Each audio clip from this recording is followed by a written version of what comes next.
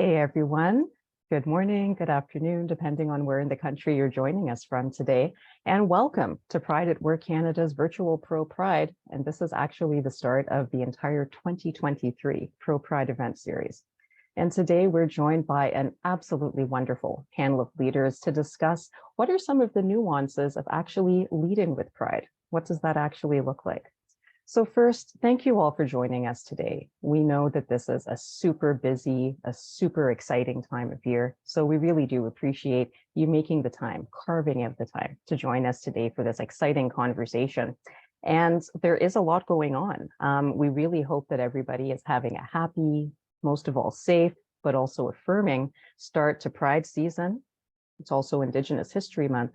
And today in particular, we are honoring and celebrating something that I would certainly be remiss if I didn't mention, and that's the International Day Against Homophobia, Transphobia, and Biphobia. The theme this year is Together Always, United in Diversity. And certainly this is an important day to honor every single year.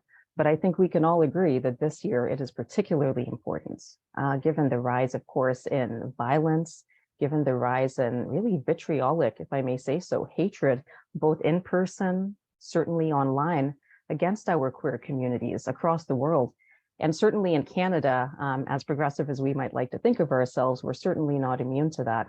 So please do think of the day while you're hearing today's research, while you're hearing our awesome panelists, think about that theme, Together Always, United in Diversity. Think about that today. Think about how you may implement this theme and make that come alive in your organizations. So as for myself, my name is Annalisa Badaloo, and I'm an organizational inclusion consultant. I'm a writer, a facilitator, and today I'm really delighted to be your MC. So think of me as your event Sherpa today, just guiding you through the different things that we're going to be doing today. And in my own work, essentially what I do is I help organizations uncover how colonialism shows up in colonial ways of thought, in ways of being, in ways of doing, and really just helping create inclusive organizations where people feel like they do belong, and then they can contribute their gifts. And then, of course, everybody wins. Now, speaking of inclusivity, we at Pride at Work Canada, we're real serious about this, and that includes at events like this one.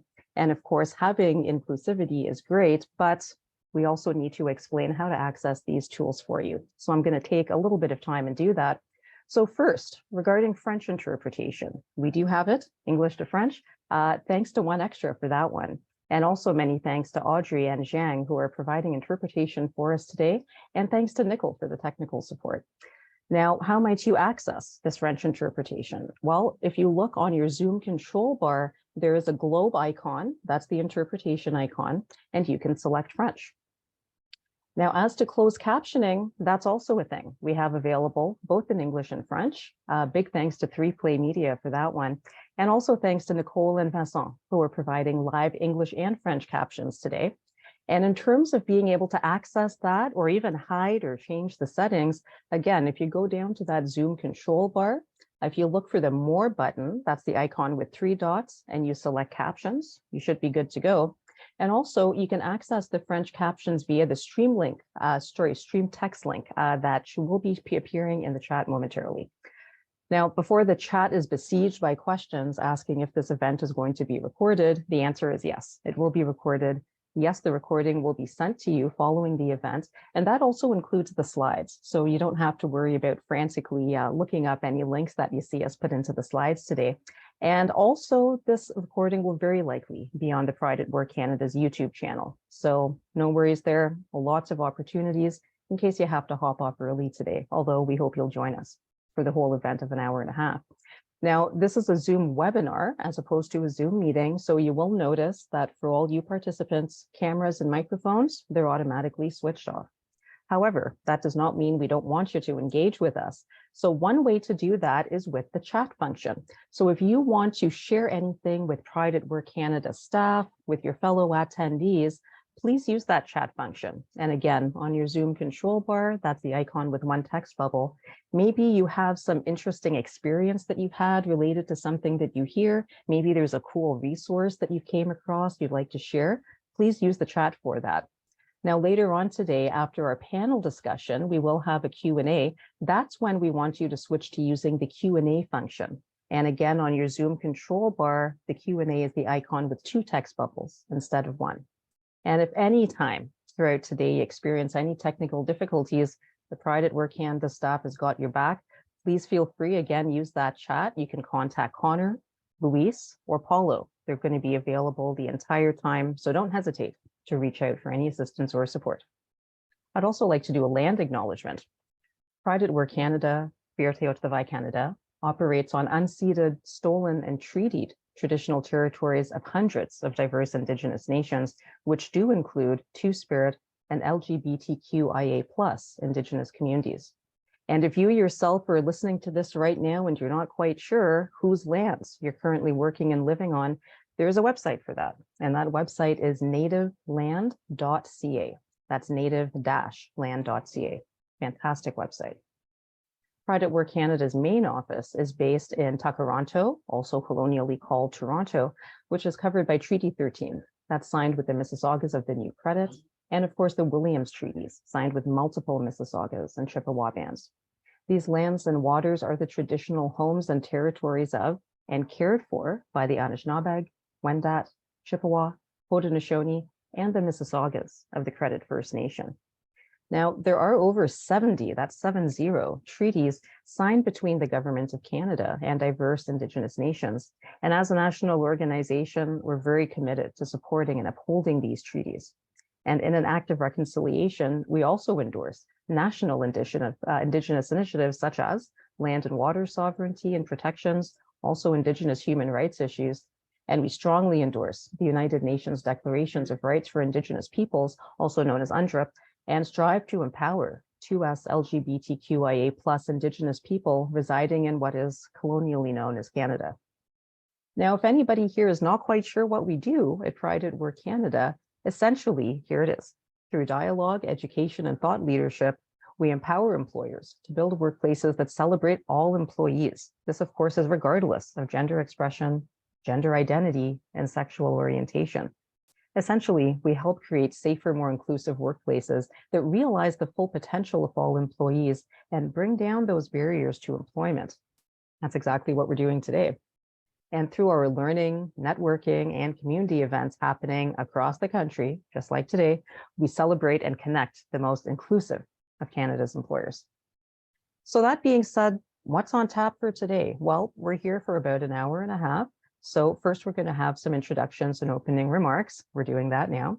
Then we're going to go into a panel discussion. Really excited to introduce our panelists to you in a little bit. We'll then have a bit of a Q&A after that panel, get your thoughts, get your questions. We'll then review a couple of really important and relevant resources and some events. And then, of course, we'll have some closing remarks. Now, I mentioned off the top a few sort of technical items in terms of how you can communicate with us. I'd also like to speak to some of the nuances of that how in terms of communications. So keep in mind that our values at Pride at Work Canada include belonging, dignity, and justice. And we would like to ask you as attendees today to help us make these values live in this event. So one way you can do that, you can help us to cultivate an inclusive and accountable virtual space like this by making sure that when you ask questions or when you engage in the chat, you want to do this with respect, with care, with compassion. So before you put something in there, give that some thought and make sure those 3 things are being included. And also, please use the Q&A function for those questions after the panel discussion. We do find that in the chat, things can get lost rather quickly, and we really want to make sure that we're getting to those questions of yours. And of course, we might not be able to answer every question, but you've got your back there too, not to worry. You can always email info@prideatwork.ca after the session. We'll be very happy to get back to you and give you more information on whatever you're curious about. So folks, all that being said, what I would now like to do is start us off in a good way. And to do that, I have the absolute pleasure of introducing our first speaker today, Saylesh Wesley, whose pronouns are she and her. A little bit about Saylesh. She's an educator and knowledge keeper who will be offering opening remarks and also joining that panel discussion today that I mentioned. Saylesh Wesley is a Stolo, Shimshian teacher who graduated from UBC's Native Indigenous Teacher Education program and later completed her Master's of Education from UBC.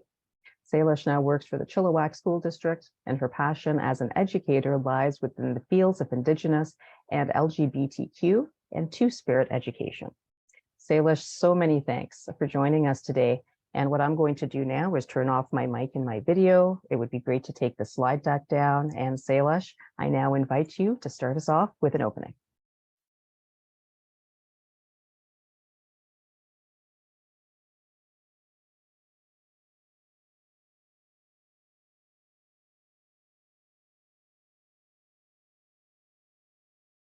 Oh, so sorry, Saylesh, your audio is turned off.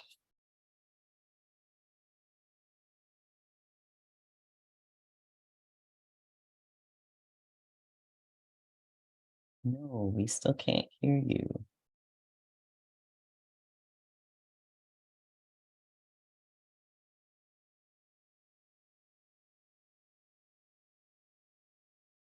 Apologies, folks. We can appreciate Saylesh's fabulous earrings while she... Oh, no. I'm not too sure what happened. We could hear you earlier when you logged in.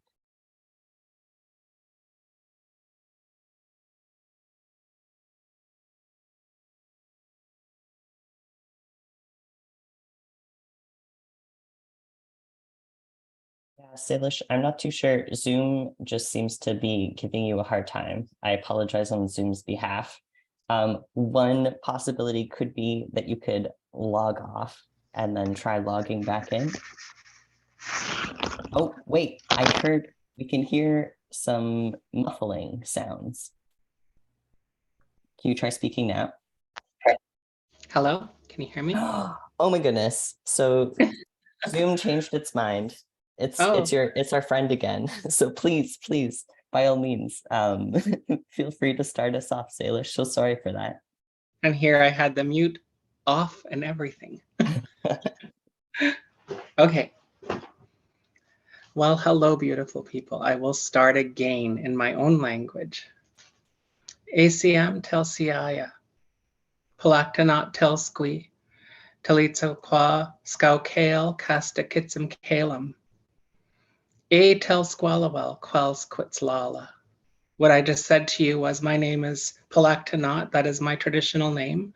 I come from the Stalo and Tsimshian territories here on the west coast of BC. I am a hybrid of the two. And I come to you with warmth, gratitude, hope, and prayer so that we can all have an amazing conversation today to start our day off or to end our day, if some of you are on the latter half of your time, in a good way. I really appreciate the land acknowledgements that people are starting to offer now. And I have to say that those of us on the 2S LGBTQ spectrum do it with the most authenticity and the most sincerity. For the most part, it often happens in ways that are just like without the heart behind it. It's a checkbox thing. And so I really encourage us to continue paving the way when it comes to acknowledging where we are, where we live, and where we play. So if any of you are here in the Lower Mainland, I humbly welcome you to the Coast Salish, mostly unceded territory. And I acknowledge the lands that all of you are on, wherever you are across the country, and the territory of the people that were the first ones to provide the stewardship that we still need. My hope for today is that we have a wonderful day where we only hear, say, and feel anything, any sort of interaction with kindness and respect. I hope that we continue to demonstrate our resilience as people who are very much in the margins of society, in ways that we don't take anything personally. And I am certainly grateful for the acknowledgement of the special day that we're having. And I encourage all of us to shine out as those who are trans, gay, or bi. And I celebrate us in ways that are beyond measure because we're still here. And many attempts have been made for a long, long time, and even now, where, you know, the world, much of the world would like us to just find somewhere else to live, another planet. I don't know what they think that what we're supposed to do, but I'm just grateful for that acknowledgement in the beginning as well. So with that, I hope that we can continue to share space, visit with one another's energy, enjoy each other's spirit, even though it's virtual. I have found that these platforms offer those connections regardless of the fact that we're not in person with one another. So with that, I open our discussion, and I thank you so much for your kindness and respect and your wonderful listening ears. Thank you. Thank you so much for that. You really did start us off in a good way, as I mentioned. And I really appreciate you acknowledging our land acknowledgement. As you've mentioned, so often it really is that checkbox where there's no life to that, there's no spirit to that. So thank you. That really means a lot coming from you. And I also appreciate your advice to all of us to keep shining, especially on today, you know, to shine out, to shine bright. So I'm going to be doing that for sure. And thank you so much for that reminder. Thank you. So now I have another distinct pleasure, which is to introduce the moderator for today's panel discussion. And this individual is also going to provide us with some opening remarks related to the research report that actually inspired today's discussion. So the wonderful Misha Goforth, whose pronouns are she and her, is a gender equity specialist with several years of experience in the international development and international policy fields. It's a very interesting combination. You'll see how she brings all this together. And throughout her career, she's been an advocate for gender justice, for intersectionality, and of course, for 2S LGBTQIA+ rights and public policy, again, both in Canada and internationally. And Misha now leads social research and development at Pride at Work Canada. And what this work does is it really seeks to build relationship within our communities and to learn from, and importantly, to document. That doesn't always happen, right? To document community knowledge and experiences. And this, of course, we use to inform programming and to support employers just like yourselves to improve your approaches to diversity, equity, and inclusion. And may I say, I've seen a sneak peek of this research. It's fantastic. And I cannot think of anybody better placed to deliver it than Misha. So with that, Misha, I hand the virtual mic over to you. Let's hear about this research. Thank you, Annalisa, and thank you, Saylesh, for your wonderful introductions today. I'm really happy to be able to present this research today. Pride at Work Canada, we've been working on this over the last year. And before I kind of dive into the discussion, I want to recognize that this research was only possible because of the work and commitment of many queer and trans leaders who gave up their time to the project to participate in interviews, in a couple roundtables, and to answer all of the emails I would send them for follow-ups and making sure that we were representing the stories and experiences they shared with us correctly in the research. I'd also like to thank the numerous employers from our our Proud Partner and Community Partner networks who also participated, and the work of community experts from the Ontario Digital Literacy and Access Network, from Justice Trans, Workforce Warriors, and the Canadian Council for Aboriginal Businesses. With those acknowledgements in mind, I'll kind of jump in to give a brief overview of the research that is inspiring the discussion we're having today. I might get a little nerdy with this description, but first, but forgive me for that in advance. So essentially our research questions for this report that we're publishing, and by the way, the title for this report, Lead with Pride, Best Practices for Advancing 2S LGBTQIA+ Leadership. I want to share that the focus of this research really was on the experience of the individual, as well as the structural and kind of systemic issues that are happening at the same time, which make up our experiences as employees, as professionals, and as aspiring leaders every day. So essentially, we sought to understand and fill a gap in documented knowledge about the representation and experiences of 2S LGBTQIA+ people at leadership levels across corporate Canada. And importantly, I always make the distinction of documented knowledge because there is a wealth of knowledge that exists in our communities about these experiences, and it's been built and shared through community over many decades together. But what's missing and where the gap comes in is where it's written down in report form or in academic journal form. But I want to share that these stories and experiences are valid without that documentation as well. It's just helpful to have it written down so we're all kind of on the same page with it.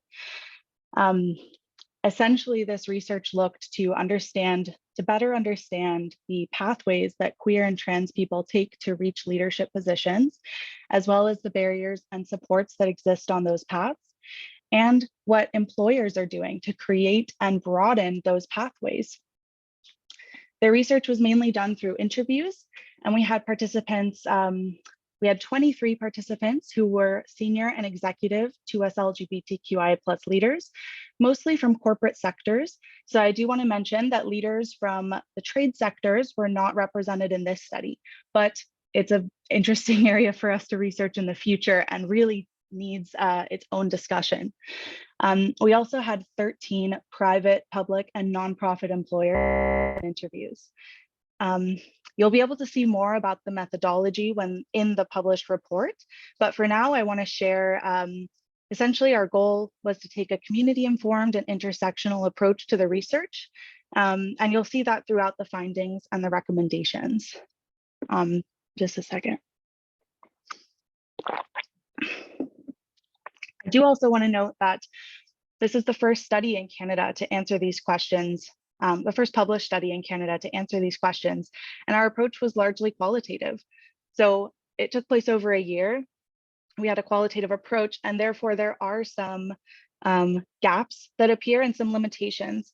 And we really see this report as taking a first step forward into this discussion. There are so many ways that further research and future research can build on this. I also think it's important to note the demographics before we dive into the discussion, so you have an idea of who shared their experiences with us. I'm going to throw a couple of statistics out there, and I know that sometimes just hearing the numbers is less helpful than seeing them written down, but the idea is just to give you an idea of the diversity and intersectionality of the communities that participated in the study. So we had participants who identified a number of sexual orientations, and often more than one for themselves. The largest groups of participants identified as queer, gay, and lesbian, and smaller groups identified as bisexual, pansexual, asexual, and two-spirit. Also, 55% of our participants identified as Black, Indigenous, or racialized, I should say, and 45% identified as white. 30% of participants identified as two-spirit, trans, or non-binary. 26% identified as having an invisible and or visible disability. And 48% of participants were born outside of Canada. So I share those statistics today just to kind of highlight that our methodology was to really intentionally seek out a diverse sample. Often we know that the 2S LGBTQI+ community is, especially when you think of who's in leadership in the corporate sector, because of heterosexual norms and cisgender norms, we typically see cisgender white men in those positions, gay white men. And that's definitely a piece of our community and a piece of our community who's at leadership levels, but we wanted to intentionally overrepresent the other voices that are equal members of our community. And I believe you'll see that reflected as well throughout the report. Let me just see, I wrote down a few too many findings to share, but I'll share them quickly and then I'll let us start with our actual discussion with our fantastic panelists. So I want to mention that all of the 2S LGBTQIA+ leaders in this study reported experiencing discrimination and marginalization throughout their careers. And for some leaders, this was compounded with racism, sexism, and/or ableism. Many leaders reported that this discrimination became less pronounced when they rose to higher ranks, and that seniority sometimes created a kind of safety for them. But for some trans, non-binary, Black, and Indigenous leaders, discrimination is still prevalent even at the leadership level that they've reached. Overall, discrimination resulted in slowed career progressions and created challenges for career planning. Most leaders in this study reported having to make lateral career movements for safety rather than based on a planned upward trajectory, which of course is a more ideal situation for advancing to leadership. Factors like discrimination, a lack of employer investment, and a lack of advancement opportunities all created challenges for the retention of 2S LGBTQIA+ talent. And last, I'll mention that despite having less access to supports like mentorship, networking, and sponsorship, every single leader in this study reported that they now act as a mentor and/or a sponsor for folks, and that they offer the mentorship and sponsorship that they wish they had had access to in their own careers. I'm going to let us kind of follow from those findings and move into our discussion. I'm really excited to dive a little bit more deep into the research, and I'd like to share to let you all know that the actual report will be available. It will be launched at our in-person Toronto ProPride event on June 19th. So the report will be available online after that, and that includes the recommendations that have come from this study for employers to improve representation and pathways to leadership, and also the tools for aspiring 2S LGBTQIA+ leaders, which they will all be available on our website after June 19th.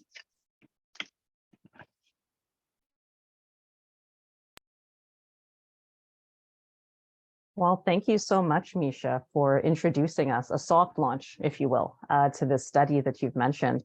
And there's a lot to pick up on in what you said, but I will say where on one hand, it is difficult to hear that, lateral movements sometimes are the easier thing to do or the safer thing to do. But on the other hand, I am heartened by the fact that by the sounds of it, every single one of the individuals that you spoke to is actually interested and perhaps actively engaging in mentorship. So I think that's certainly something positive that we can take from this. There's so much opportunity in mentorship, and it always strikes me that no matter what field you're talking about, most times people will say the same thing. Well, I am interested in being a mentor to provide some type of support or assistance that I wish I had when I was in that space. So I really applaud all these individuals that participated in this study. So as Misha mentioned, we're now going to move to the very exciting panel discussion part of today's event. And it sits with me to introduce our amazing panelists. So first up, we have Debbie Owusu-Achaya, whose pronouns are she and her.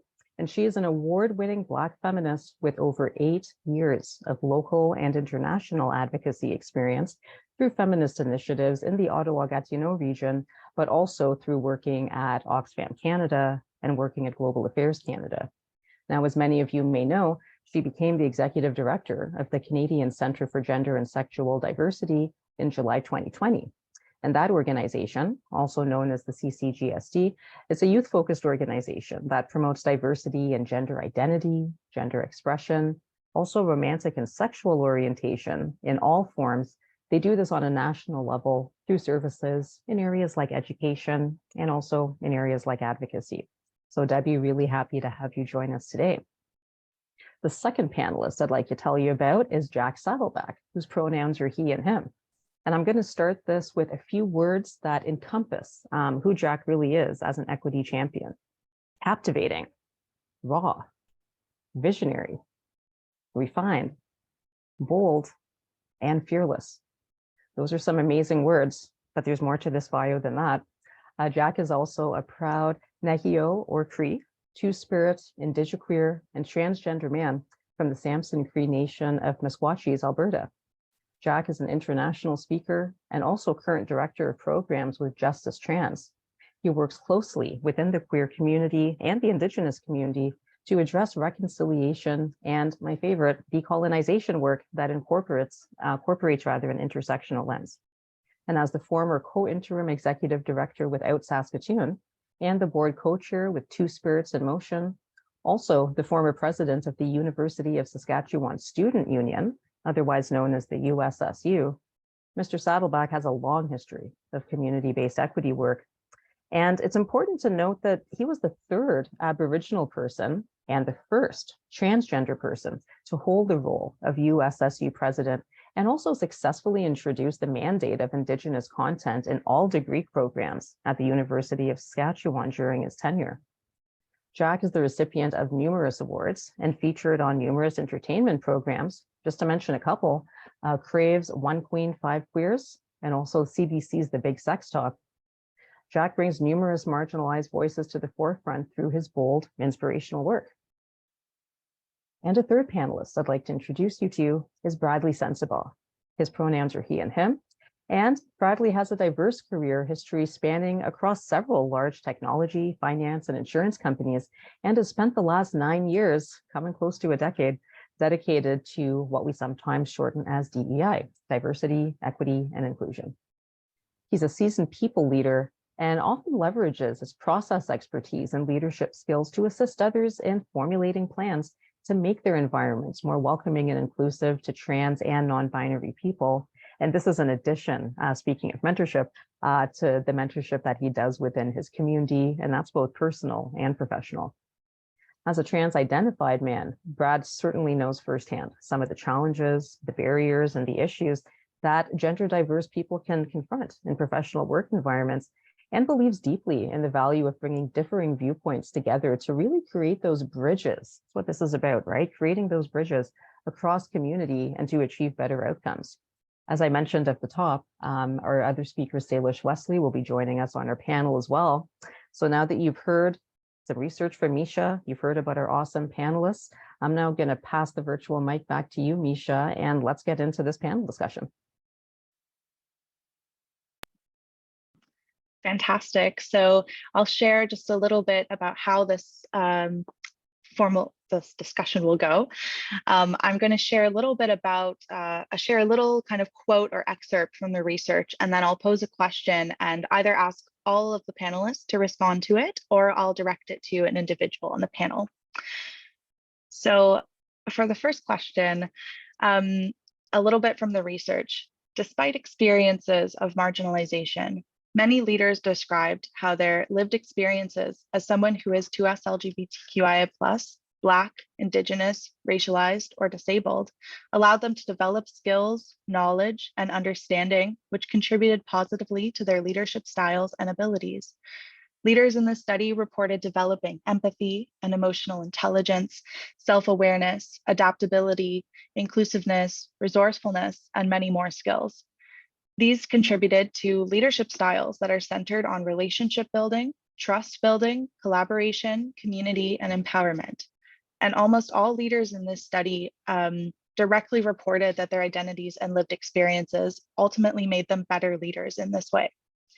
So my question for all of our panelists is, what unique strengths or skills do you feel that being a member of 2S LGBTQIA+ community or being a 2S LGBTQIA+ leader brings to your personal life, your professional life?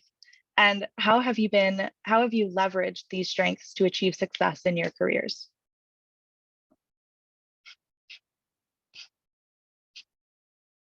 Sorry, we can start with Debbie. I'm sorry. Yeah, no worries. I'll go right ahead. I just wanted to say thank you so much for having me, folks. I'm excited to be participating in this panel with a bunch of awesome panelists. And I did want to situate before I start where I'm calling from. I'm calling from unceded and unsurrendered Algonquin and Anishinaabe territory, which is also known as Ottawa here in Canada's capital. But I love this question because it was actually something I spoke a lot about when I was being interviewed for my current role as the executive director of the CCGSD. I spoke about not only my lived experience, but I spoke about other examples of leadership that felt right for me. And it was that leadership that often went back to some of the things I saw as a Black queer person. And so I often talk about feminist management style or feminist leadership style that is based on the foundation of collaboration. It's based on the foundation that I don't hold all the answers as a leader. And it's also based on not being afraid to be emotional, and I say that in a word as to bring emotions to this, in that I try not to come across, or, lacking empathy is not a skill set that I think is important for leaders to have. I think empathy is super important. And part of that is being able to show that you too are an emotional human being. Another key piece to it too is in particular, the piece of not holding all the answers. It means that collaboration is not only central to what's happening with decision making within the organization or the space that I'm in, but also externally. And so one of the key things that I thought about was, how can we, or myself, lead by example, by constantly bringing in other people's expertise to either assist with us developing a program, our evaluation, even in understanding who we are as an organization. And I'm sure there'll be more time to talk about it, but our organization went through a fundamental organizational change process. And what was key in that was hearing from our community. And I think being from a collectivist culture as a West African, but also coming from a community-centric style for LGBTQ people, I try to bring that into this role. And I think it's one that a lot of people are learning from, that I think we as Twist LGBTQ people are kind of leading the way on. Thank you so much, Debbie. Saylesh, would you like to answer next? Yes. Can you, I think I wrote it down correctly. So how have I managed to raise myself up to the work that I do now? Is that kind of what you're asking? Like, how have I found my power, and how have I impacted my work environment? Yeah, and from your lived experiences and the skills you've built over that time. Well, I look at my beautiful co-panelists, and I can see the light that we bring, even virtually like this. And the connection that we share with one another is something that is, I would say, magical. And therefore, we are magical. And I bring that kind of energy to the workplace. And I have to say, it certainly hasn't been an easy journey. Wherever I go, wherever I have worked, whatever I have done has certainly been with all cards stacked against me. And I'm certain many of my panelists would agree.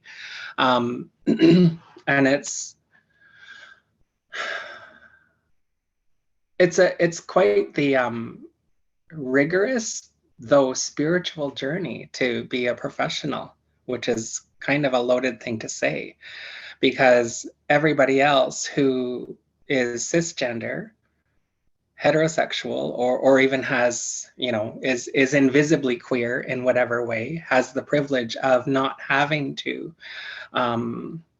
prime themselves the way we do before we leave our house.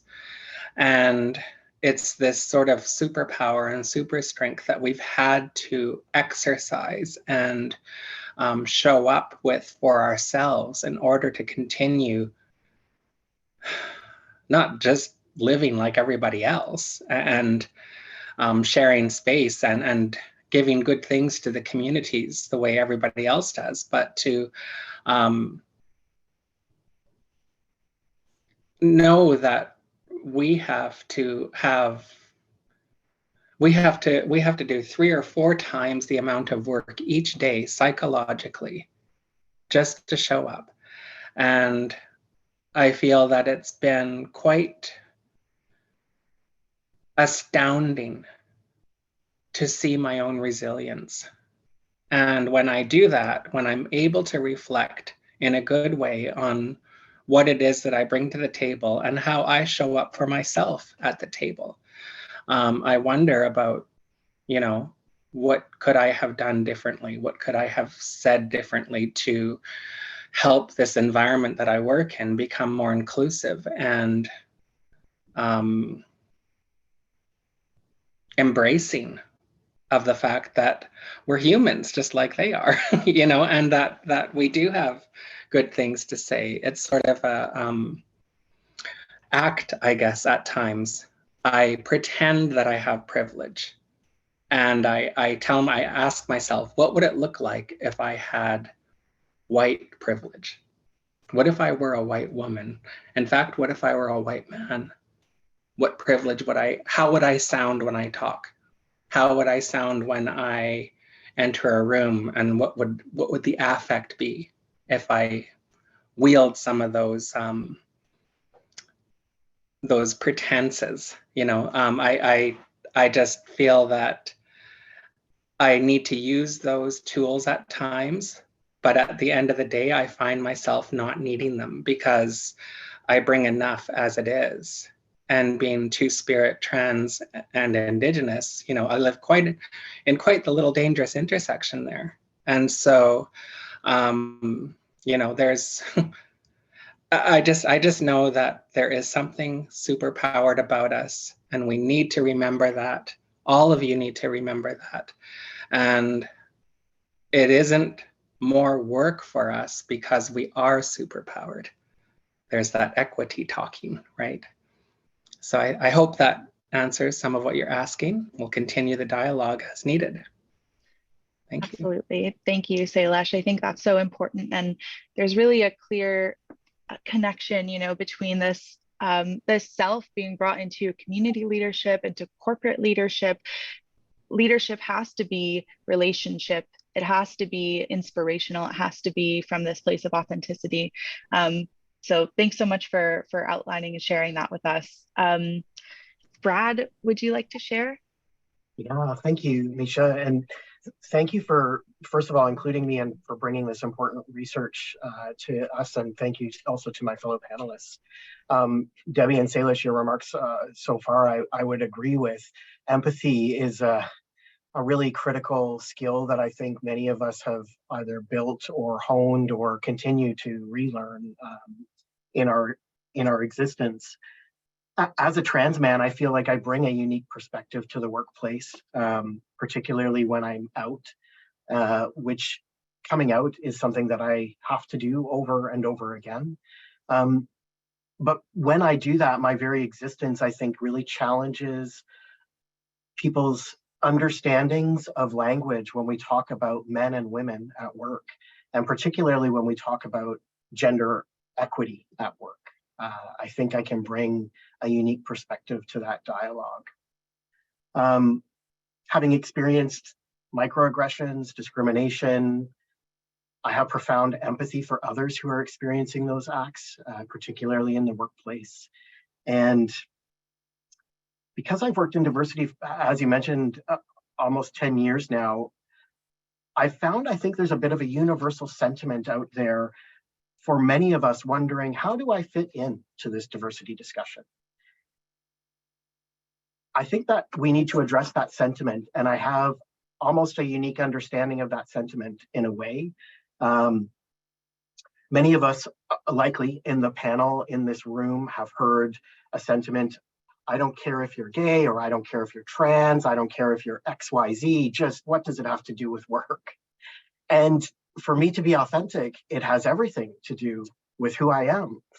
So it's a bit of a double-edged sword from that perspective, to try to be authentic and try to mitigate or address that sentiment of what does this have to do with work. As a white individual, speaking about white men, I also feel a bit of a blessing and a curse from that perspective. It's painful to me to be perceived as a cisgender white man, but that's also very helpful for me in terms of my own equity journey in learning about privilege and understanding privilege that I carry. So I think the biggest role perhaps that my identity plays in my work life would be on my own journey of self-awareness and self-acceptance, and gaining comfort with pushing against societal norms and gaining comfort with uncomfortable dialogue. Thanks so much for sharing that. And I love that in this discussion, we can think of the kind of personal effect it has on us, the strengths and the skills that we build, but to be a boring person who's also working in this kind of office and working with employers on improving DEI, there is a really strong connection between the ability to lead teams towards shared goals and organizational objectives. And I think each of you have really touched on that. I'd love to hear from you, Jack. And I'll just kind of pose the question one more time because it's been a little bit since I first started, but what unique skills or strengths do you feel that being a 2S LGBTQIA+ leader brings to your professional life? And how have you leveraged those strengths to achieve success in your career? Well, first off, I'd like to say just a quick little greeting. So my apologies for the non-Cree fluent speakers and the interpreters here. But Danse kakio kitata miskatan now kanitoksen nisigasen nia uma nehio ayogoyo ekwa napeo maskochisik otsinia maga misas wa tuminak ni wigan me guats niko twasik kitsi tipa ha ma towen aski uma ka aya yak. So I just said, my name is Jack Saylesh. Hello to each and every one of you. I am situated on Treaty 6 territory. And I just want to say, first off, some great insights being shared here this morning. And thank you for allowing me to utilize my First Nations language, as this is certainly an impact when it comes to the discussion that we're having here today when looking at diversity, when looking at inclusion, when looking at equity, specifically for Indigenous people here on Turtle Island. I think one of the interesting things about the unique skills that we as 2S LGBTQIA quote unquote leaders have within our realms is that we have grown up as the children of why, right? Why are things like this? Why do I have to dress this way? Why do I have to act this way? Why do I have to love this way? I think that has really informed our abilities when we're looking at empathy, when we're looking at understanding the world, when we're looking at really questioning the social and societal systems that this quote unquote colonial systems that we've all kind of been imposed upon with have impacted our ability to be our whole selves in every facet of life. One of the interesting things that I've grown up with is a quote from one of my good friends, Winnie Cornmiller, who is a Mohawk and former Olympian. She had stated when I was a young person, we cannot be as good, we have to be better. And I think in some ways, we as 2S LGBTQIA leaders, that's something that we kind of hold within ourselves, is that we have to work doubly as hard, if not triply as hard, if not, throw in the multiple layers that we have within ourselves to push through these systemic and social barriers at every step of the way. But what is also fascinating, what I've kind of heard echoed in Saylesh, Debbie, and Brad here, is that we walk with this deep understanding of love, of connection, and belonging, because that's simply what each and every human being wants to have and should have. So the unique skills that then bring that forward is us being able to move through this life in a way that we're able to win the hearts of those individuals that may put up barriers for us. And by winning those hearts and those deeper connections, this is where we're starting to see a lot of the systemic change and global change now starting to take place. Given we are having quite a loud movement when we're looking at anti-2S LGBTQ hate and the rise that we're seeing. But I think, and maybe this is just the naive individual in me, optimistic individual in me, but I feel like that is just going to be one of the last little breaths of challenges that are coming out. And we are now getting to a place where we're diving even deeper into these social situations and societal systems to be able to combat these mentalities and inform people of the real diversity in the human experience. Thanks so much, Jack, and thanks to everybody for your responses to that question.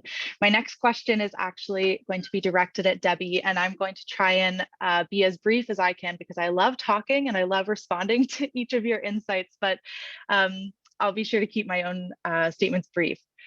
So again, the next question for Debbie, in the report, we share how 60% of the participants in this study reported that they had not engaged in early career planning and that their career progression had not followed a defined plan. Keep in mind the participants that we spoke with are folks who are already at senior and executive leadership levels in the corporate sector. For a lot of the folks, like I shared already, career movement was not based on a plan. It was based sometimes or a lot of the time on lateral moves for safety. And for some people who did engage in career planning, it was actually as a defense or a protection mechanism so that they could plan around the discrimination and the barriers that they expected to face on their career journeys. Underrepresentation of 2S LGBTQIA+ folks, particularly those who are Black, Indigenous, racialized, and disabled at senior and executive leadership levels is often related to this slow and restricted advancement along career pathways. It's not for a lack of talent or ability, it's because of these barriers and the restricted movement. So my question for you, Debbie, is what career planning supports and resources did you have access to or wish that you had had access to when you started out in your career? And do you see this as a barrier to young professionals in 2S LGBTQIA+ communities? Great question. And I think it's important for me to kind of situate my career journey back to graduate school because I did a slight pivot, which I'll talk about, from what I originally planned to where it got me now. And I think it's that area where I was pivoting, where I was like, oh, I wish I had what I didn't get through this master's program that had me in a particular trajectory. So for folks who are unaware, I'm a graduate of the master's program at Carleton University called the Norman Patterson School of International Affairs. So my career path that I decided on when I was like 14 was to, work in foreign policy, particularly foreign policy that was advocating human rights, women's rights, and SOGS rights, which is sexual orientation, gender identity, and sex characteristics.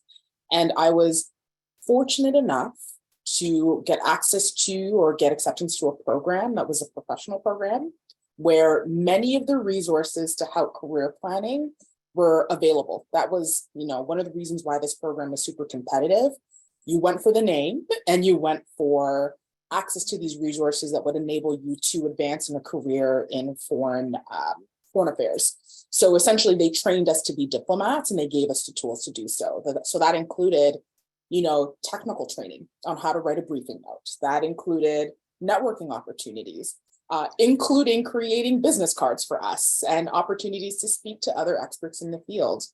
And as exciting as that was when I was in that space, that still had its own challenges because as a progressive Black queer woman who wanted to bring something different to foreign affairs and in particular international development, I was not seeing folks like myself who had the same perspectives. And I already knew that in this career pathway, it was gonna be a lonely one. And so that was something that I knew from the onset. I ended up working in that career briefly as a public servant and also working within an NGO.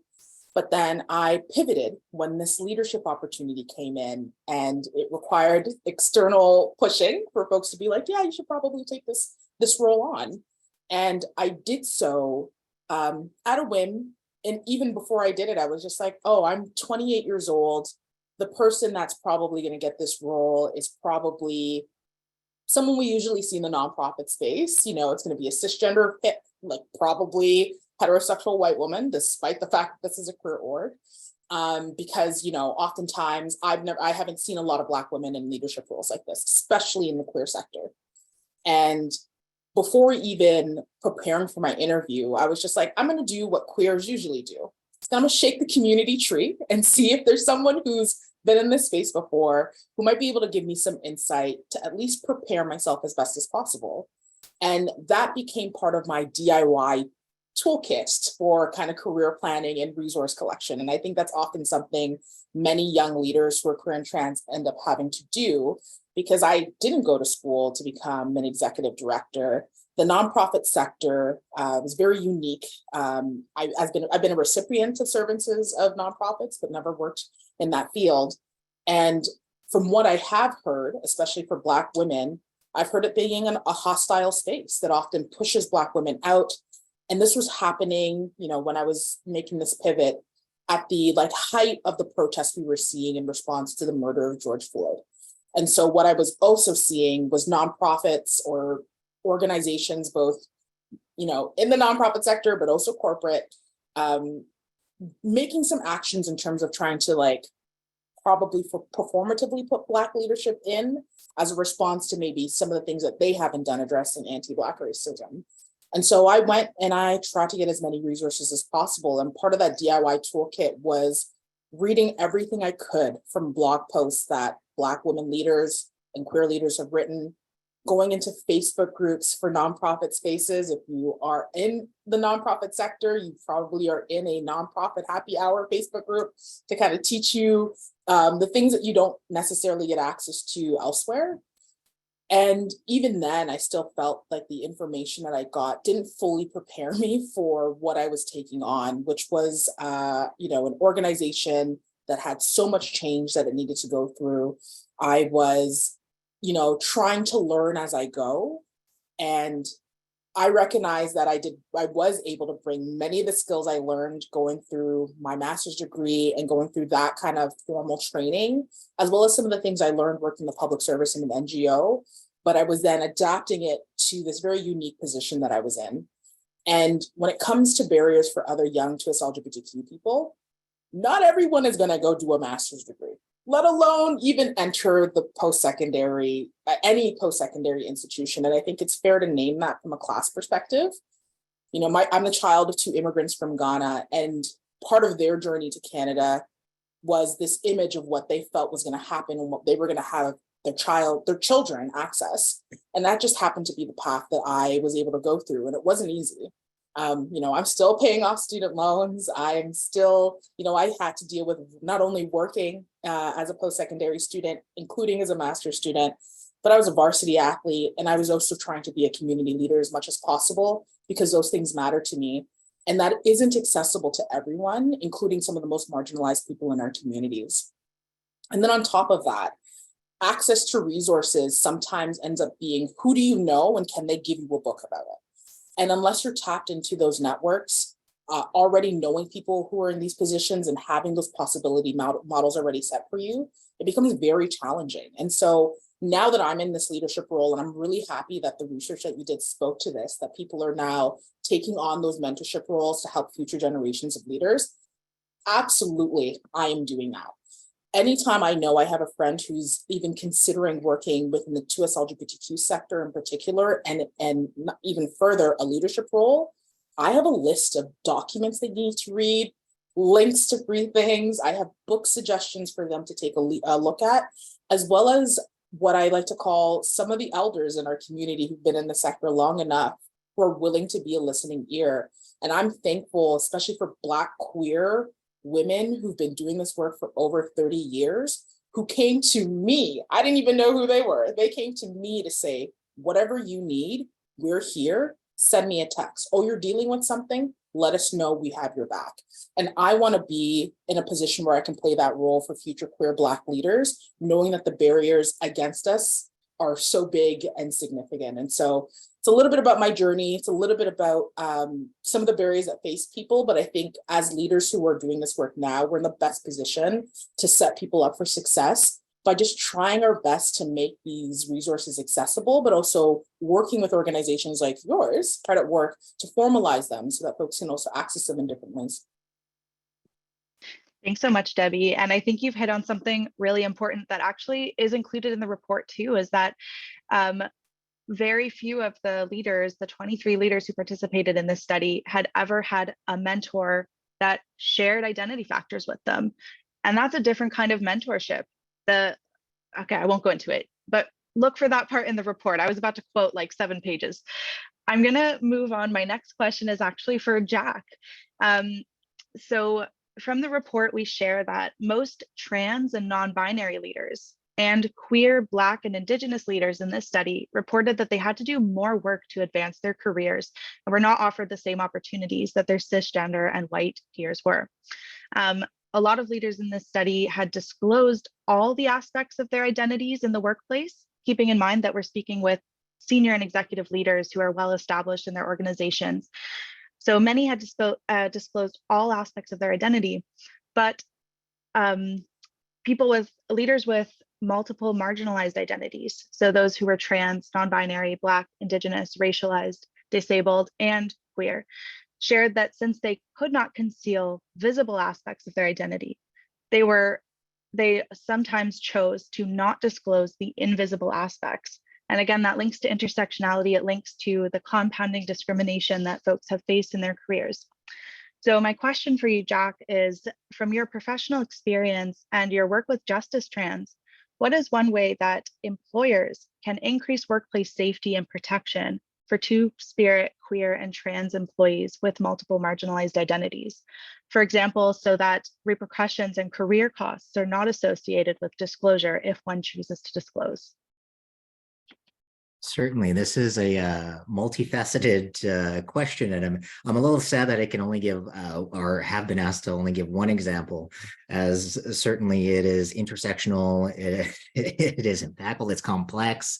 I do find within my own experience and lived experience is that I suppose one moment in time that I can share that maybe we'll be able to speak to individuals who are listening here today is that when I was even considering running for the University of Saskatchewan Students' Union president, one of the biggest things that started to pop up in the back of my own personal mind was, oh my gosh, I'm too brown.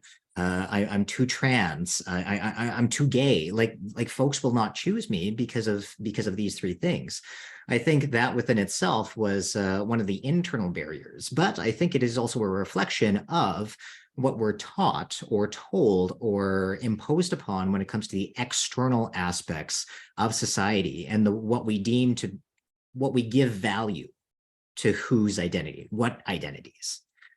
So when I think about the question of increasing safety and protection for two-spirit, queer, and trans employees, I think it's important to note that these internal challenges certainly are taking place. So one of the biggest things that employees, organizations, businesses can do is to be visible and to be vocal about their support for 2S LGBTQ individuals and the community as a whole. I think it's important to be unequivocally supportive of our community to ensure that even those individuals who are of the community are having like these little whispers of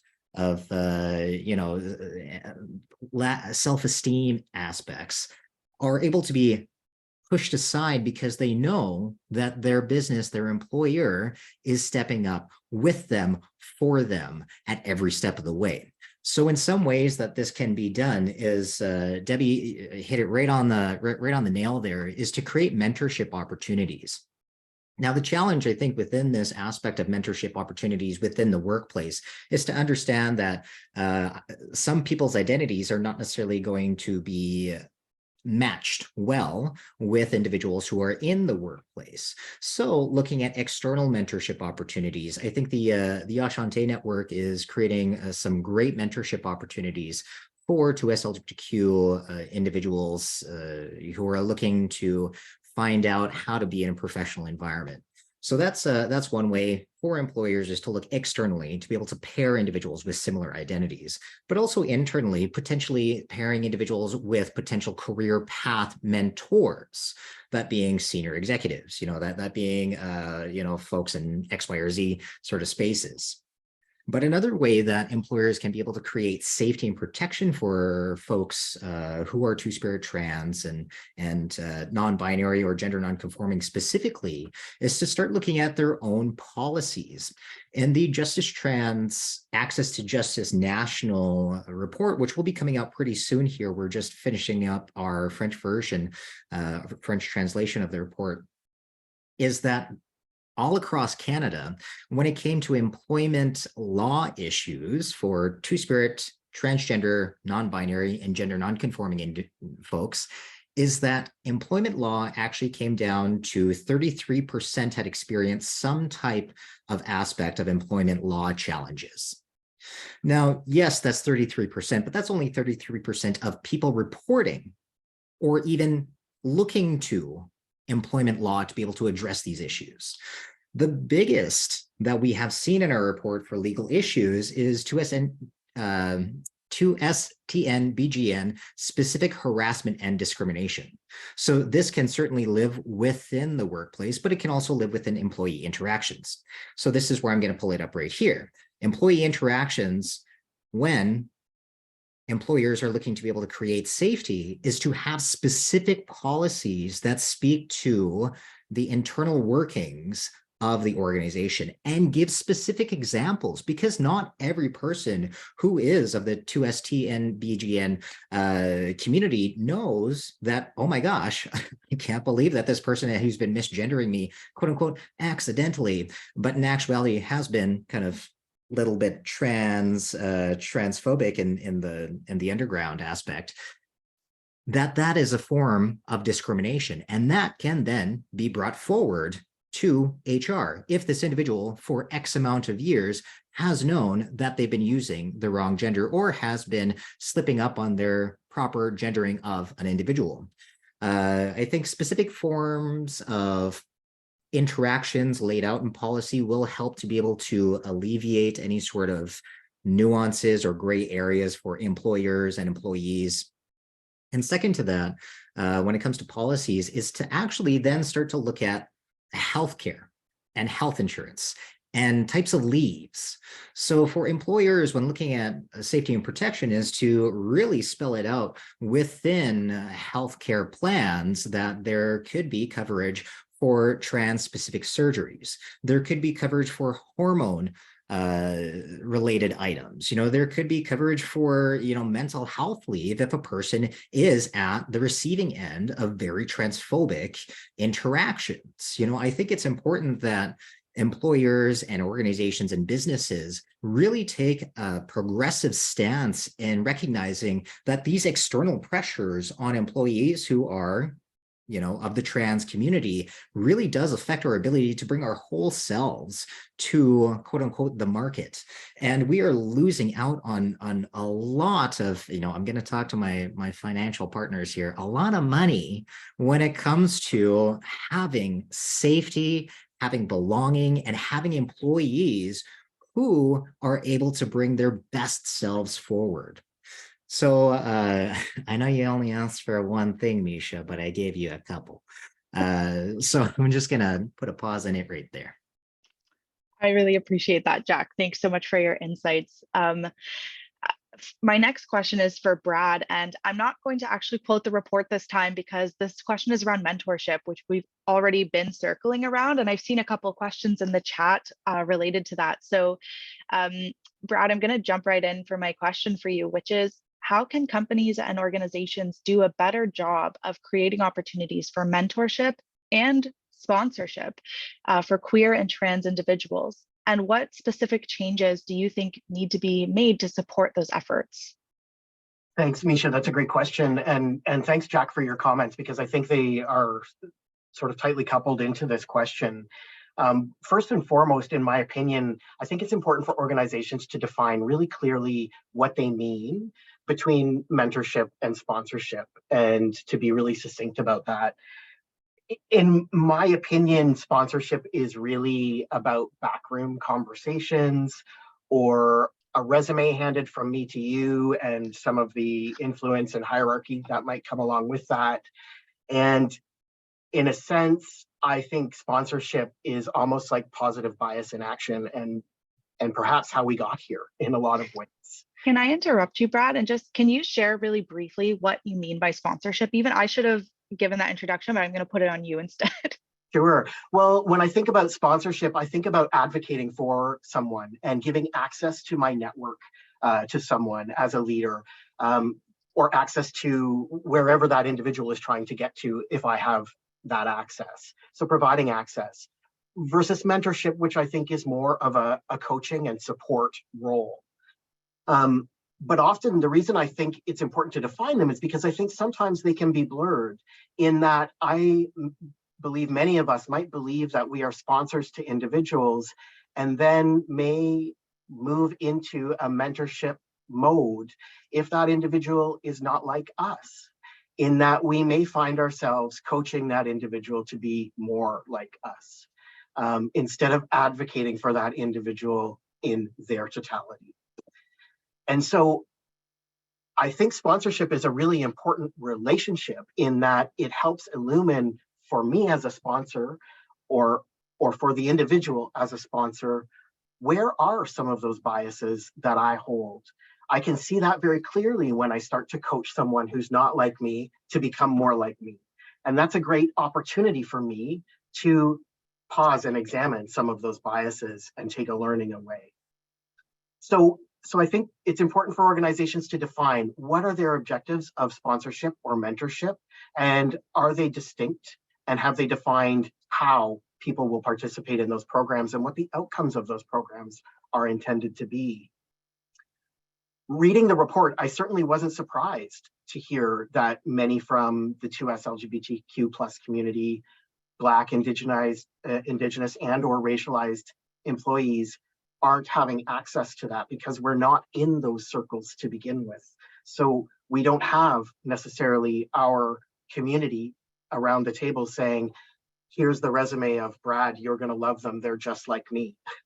So I wasn't surprised to read that. And I think there is an opportunity for us to change that, which I think sort of brings myself to the second component, which is around metrics and self-ID. So is there safety and disclosure? There's a tremendous opportunity for organizations to, first of all, become transparent with their employees and to build trust with their employees about the intentions and usage of self-identification data. So I would suggest, employers take a look at what they've said they will do with their data and what they want to do with their data. And first examine, are those two things in line, or are they in contention? Because you may be hindering yourself right from the get-go if you've decided to not use your data in a particular way. And that may be okay for your organization, but if you're trying to achieve some things like things that we're talking about today, a mentorship for specific individuals, that would be a way to approach it, would be to gather that data through that method. So I think I would sort of leave it as those two components, clearly defining the value of the programs and the intention, as well as how will we understand who gets access to those programs. That's great, Brad. Thank you. And before I move on to my last question, which is for Saylesh, I just want to say that a lot of this actually, Brad has hit on a lot of things that are in the report where we talk about the kind of solutions that need to take place in the way that we are recruiting to our upper level, which can't always be done through very inclusive language job postings. It comes through referrals, relationships, networks, succession planning, all of these pieces, which we are not seeing DEI be integrated into really fully yet, or to its full potential. So please do look out for that part of the report. And I'm going to move on to my last question, which is for Saylesh. So from the report, we share that trans and non-binary leaders who are queer and Black, Indigenous, racialized, or disabled had more difficulty finding mentors who shared identity traits with them, despite intentionally seeking out that kind of support. This is something that I think I touched on already and Debbie touched on, but barriers to supportive mentorship included transphobia, racism, and a lack of senior and executive professionals with those identities who can act as mentors and sponsors. So Saylesh, as a two-spirit educator and knowledge keeper, how have you navigated not having access to mentorship from leaders who share your lived experiences? And what advice would you give to others who are seeking out that type of mentorship and support? Very loaded question, Misha, because I'm not there yet. And I have yet to find my footing as an established leader in a professional setting. I am a leader as it relates to culture and the community that I live in. And so that's, something that has sort of landed on my lap And I think that was something that wasn't really my doing. It just sort of happened. And I think that there was a divine reason for that. However, when it comes to not having representation of myself in my leadership with my employer is certainly something that I wouldn't be surprised if it ended up being me that became one of the first ones to do that where I am. Because as it stands, when it comes to even the professional questions such as this, people come to me for that kind of guidance and that kind of question to how would I advise them? How would I provide support to them in upping the ante for their career and helping them to move forward in a way that reflects equity and the very idea that they've earned it, themselves. Because there's a fine line between employers having to have criteria. You must be Indigenous, you must be queer, you must be, and people that can actually rise to the occasion and do the work in a just way. I think that there are some white elephants, is that the term? Elephants in the room that need to yet be called in. And the one I'm speaking of is the notion of truth. So if we have employers, wherever that may be, who speak what it is that we need to hear in this setting as those on the, 2S LGBTQ spectrum, they'll say the things that we need to hear. They'll say the things that even come from a place of policy, as was mentioned earlier, yet they don't walk their talk. And so it's just this power struggle of they're able to police themselves. And even if some of us do have the gumption and the courage to, if we have to, call them out, but that's not my thing. I try to call people in and do it in a good way. And ultimately it's, like I said, lands in a place where they're still ticking boxes. And they'll manipulate how things are to a truth that seems palatable to the greater community, but not necessarily focusing on whether or not they're actually doing it authentically. They're not considering how am I feeling or how am I seeing myself in this career field. Am I moving upwards? Do I have the opportunity to move upwards? I'm 50 years old. I have been a teacher for over 20 years in many different capacities, and I have yet to experience what it feels like to be a leader, hold an admin position. And so that's something that, I'm not certain if that's something I even want, but I would like the opportunity so that I can decide if that's something that, is for me or not. And I think that it's incredibly important for us to be mindful of who we are as individuals. Some of us are leaders. Some of us, let me say that again. Some of us are warriors. Some of us are healers. I am a healer. And so because of that nature, it's not in me to be forward focused in a very pointed way. I do things gently and softly, and I think that's just my nature, but it also works against me at times, I think, because people don't think that I have what it takes to create change and to pave the way, even though that's exactly what I've done since I came out and transitioned. I've been paving the way. And so it's good to imagine and to dream about, but we're not yet there where I am. Thanks so much for that, Saylesh. I feel like that really resonated with me, that idea of being a healer or a warrior, and maybe some are both, but it's a really interesting way to think about that. And I just want to say that I see in the chats that it's resonating with quite a few other people in this call. So thank you to you, and thank you to all of our other panelists today. This discussion has been so fruitful, and unfortunately we're very short on time. So I'm going to skip a little bit. I'm going to pose for each person on our panel, I'm going to rapid fire one of the questions that came from our Q&A from our audience. And I'm going to insist that that you each share one idea, maybe 1 minute snippet to this question. And I'll start with Saylesh, if you don't mind, since you've just shared with us. But can you give us an idea or a direction for maybe cisgendered, and I'm going to add heterosexual folks who maybe are not decision makers in our organizations, on how we can support our 2S LGBTQIA+ peers get into those senior leadership roles? Oh, I guess it would be good to give them the portfolio of, say, a committee that answers to this national day, this international day, and for them to do the work to define what it means for them to be allies and advocates, to create space for us to continue to move forward and upwards. Give them the work, and and continue to let us be who we are, as someone else mentioned, in our whole total self. So I think that's what I suggest. Yeah. Fantastic. I'm going to ask Brad the same question.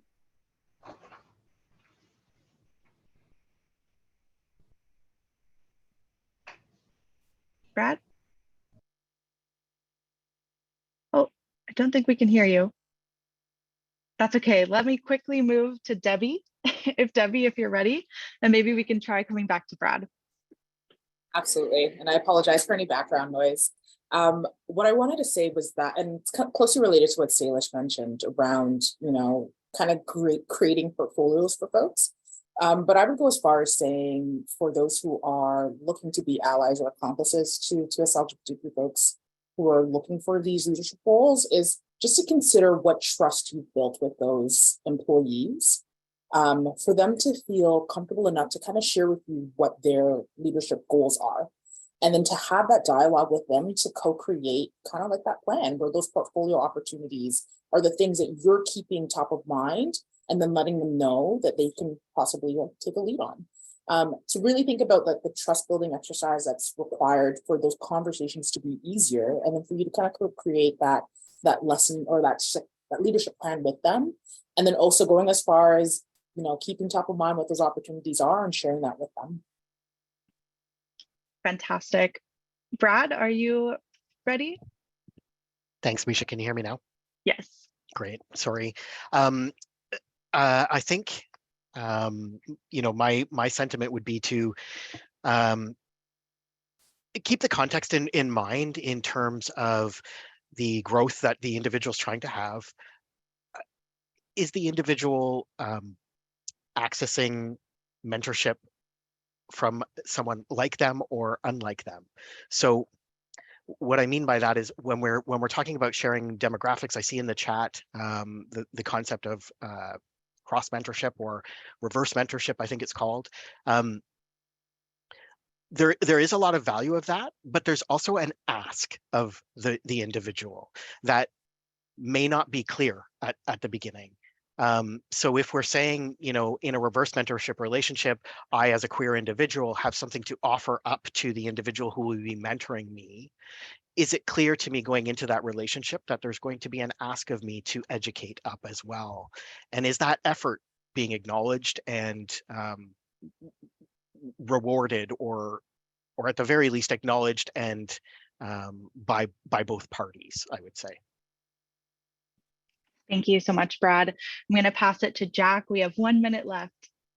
Ooh, quick fire. All right. So I'm not going to add too much when it comes to the direction itself. I think with the closing statement here is to really inspire the fact that this work should happen. It should happen.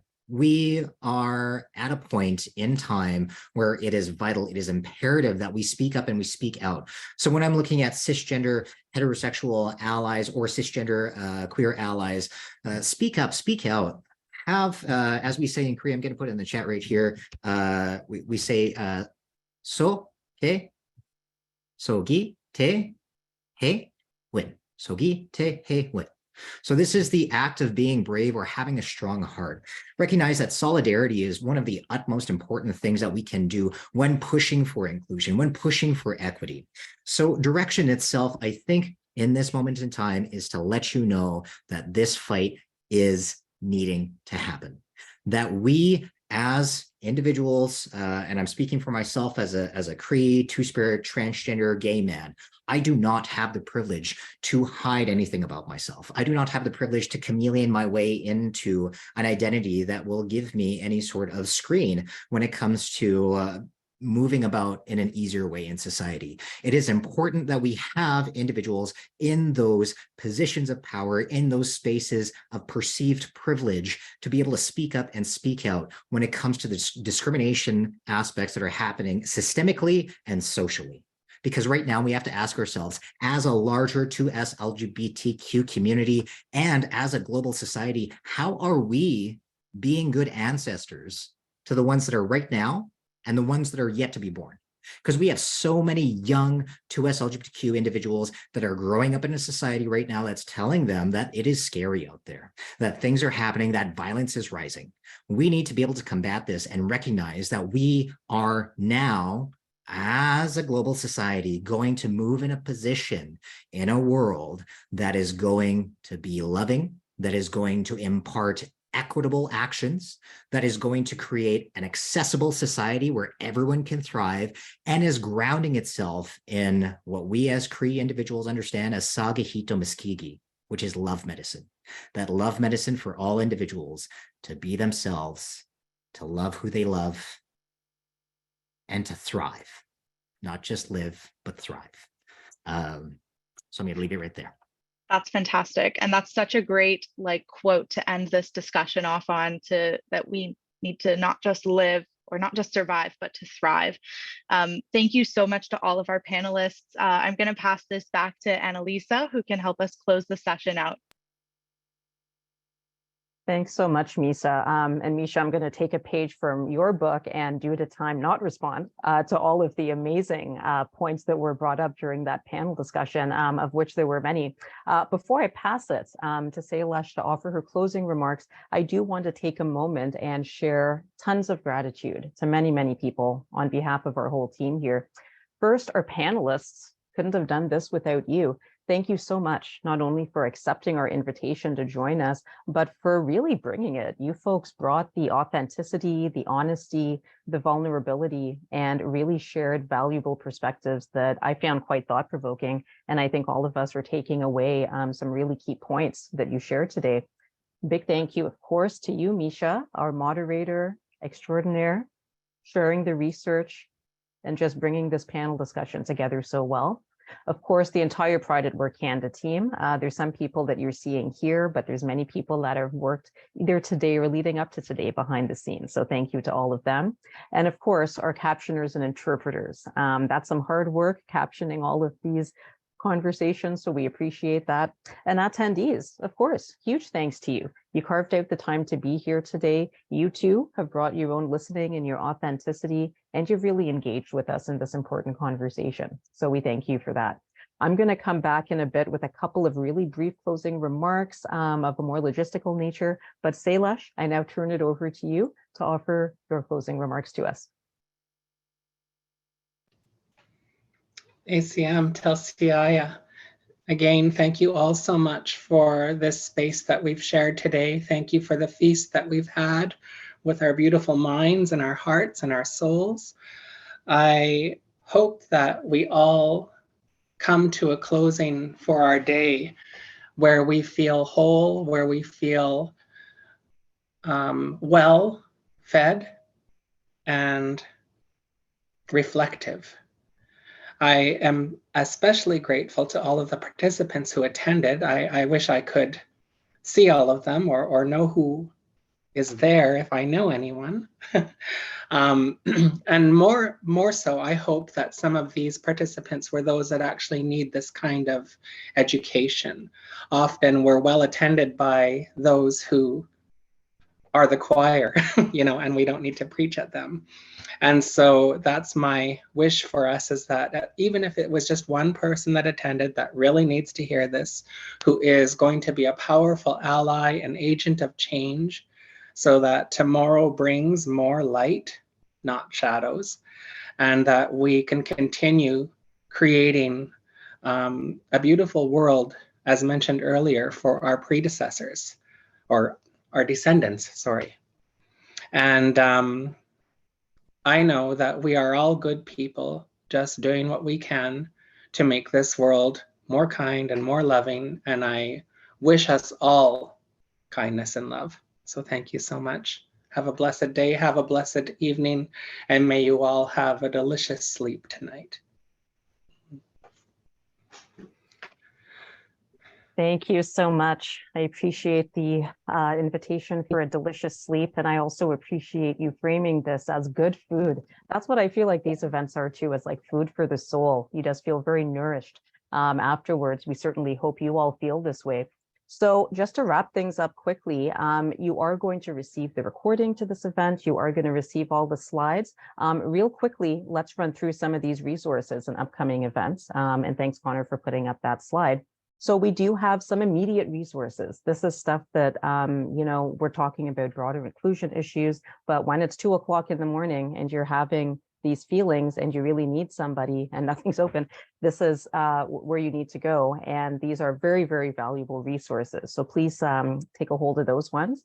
And looking at the next slide, we have, of course, some broader inclusion resources from Pride at Work Canada, from our community partners, and in fact, from all of our panelists here today. So please check that out.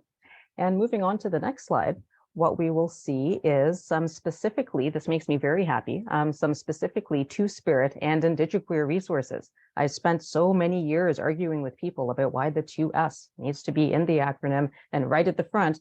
And now we're here today where we're able to share like an entire slide of resources. So this is just a joyous day. And moving on to the next slide, we have, of course, a whole bunch of upcoming events. I mentioned at the beginning that this is the first of the ProPride. So Winnipeg, June 1st, Toronto, as mentioned, on June 19th, where I believe we're going to hear some more research. Westside, Victoria on June 27th. You're going to notice 2 webinars in here that do not say they're open to everybody. So for any folks here today, if you or your employer are not a proud partner, these couple of webinars give you an example of what you're missing. These type of events provide broad details or broad research and so forth. But if you want that, like to dig further and get some more information, get more specific, either it's research, whether it's more peer support, that's the way to do it.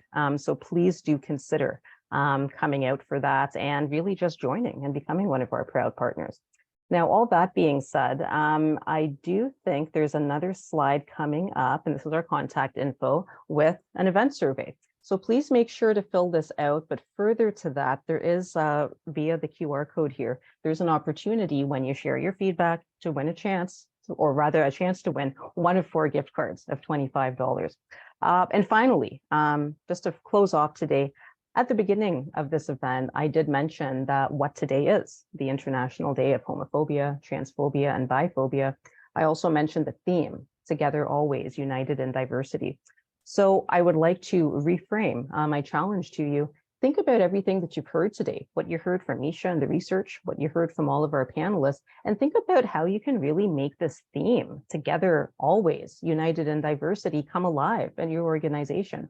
You notice it doesn't say together from June 1st to June 30th, right? It says Together Always. So as we're approaching Pride Month, I really, and also, by the way, approaching Indigenous History Month, I also would encourage you to think about not only what you're going to do between June 1st and June 30th, but what are you going to do between July 1st and May 31st of next year, right? How can we keep this going all year so that this theme is something that's not just a nice catchphrase, but it's actually something that we're living together, always united in diversity.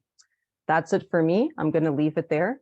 Thank you again to everybody for not only attending, but participating, and we'll see you at an event soon. Take care, everyone.